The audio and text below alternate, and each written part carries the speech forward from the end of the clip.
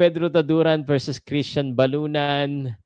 Fearless prediction ni Pauka Sports at sino sa tingin kong lamang o hindi. So, si Christian Balunan, 25 years old, 12-0. Si Pedro Taduran, 18 wins and 4 defeats. No? Si Pedro Taduran, ang kanyang dalawang huling talo, galing po kay Rene Marcuarto, na medyo sinasabi nila controversial pa yung pagkatalo na yon.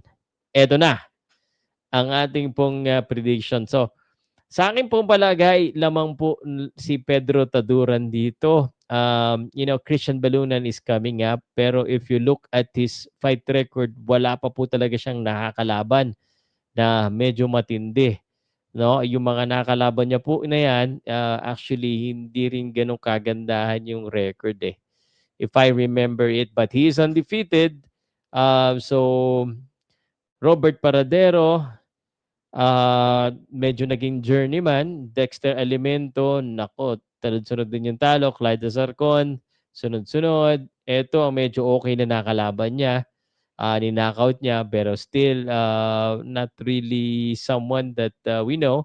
Si Aton, nako, hindi rin masyado maganda. So, by the looks of the record po nitong Christian Balunan versus Pedro Taduran, lamang po si Pedro Taduran dito. Piling ko lamang na lamang si Pedro Taduran dito at sa aking palagay baka si Pedro Taduran ang manalo po sa laban.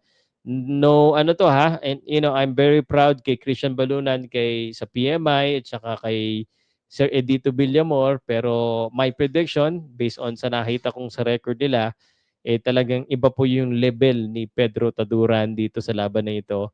Pedro Taduran would probably win this one.